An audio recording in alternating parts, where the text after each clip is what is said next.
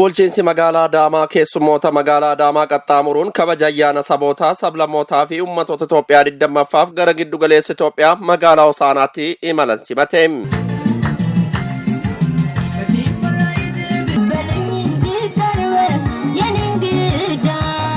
Magaalaan Sulula Qiinxamaa keessummoota ishee simachuun beekamtu magaalaan Adaamaa keessummoota baha biyyattii irraa qaxxaamuruun kabaja ayyaana sabootaa, sablammootaa fi uummattoota Itoophiyaa irratti qooda fudhachuuf Adaamaa qaqqaban bakka hooggansi olaanoon magaalaa argamanitti simatteerti.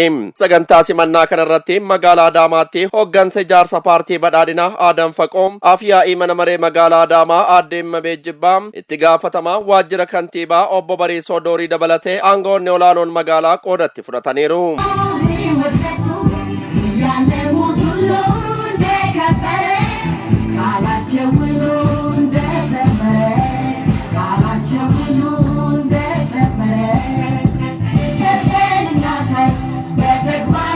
Afyaa'ii mana maree magaalaa Adaamaa Aadde Immabee Jibbaa saganticha irratti argamuun keessummoota kan simatan yoo ta'u, ergaa dabarsaniinis sadaasa 29 marsaa 20ffaaf kan kabajamu guyyaa ayyaana sabootaa, sablammootaa fi uummattoota Itoophiyaaf baga geessan jedhanii imala jalqabdanii magaalaa keessan magaalaa Adaamaatti baga nagaan dhuftaniin simannaa taasisan. Manni magaalaa Adaamaa simachuudhaaf asitti argamtan hundi baga nagaan dhuftanii እንኳን በሰላም መጣችሁ።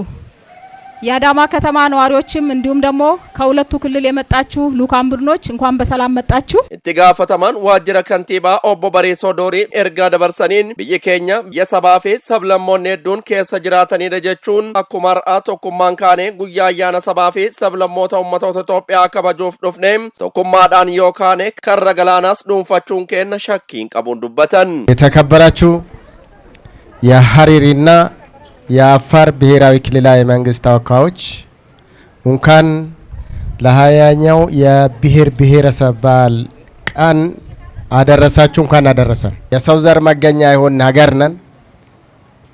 ትልቅ ህዝብ ነን። ተገዝተን የማናቅ ህዝብ ነን። አሁን ደግሞ አይባህር ነው ቢየሰባሰብ ለሞን ሄዱን ይተርገመኒዳ ካዩ ወሎ ኬኛ ከንተ ከረገላናስ ተኩማን ዮካኒ ንዶንፈና ቅንደሳ ገሬ ኢማልቶታ ሐረር ኦቦ ሙኒር ኢብራሂም ሲመና ኢሳኒ ታስፈመት ይገመዱ ዱባቹን በገገበጃ አያነ ሰቦታ ሰብለሞታ ፊ ኡመቶታ ኢትዮጵያ ገኘን ዱበተኒ ጅሩ የአዳማ ከተማ ማስተዳደሮችንም የጨፌ ኦሮሚያ የምክር ቤት አፈጉባኤዋንም ሁላችሁንም ይሄን በመሰለ መልኩ ስለተቀበላችሁን በጣም እጅግ አድርገን እናመሰግናለን። ሲመና ከናን ኬሱሞኒ ናኖ ሐረሪ አፋሪ ፊ ሶማሌ ራ ዱፋን ቆደት ፍረተኔሩ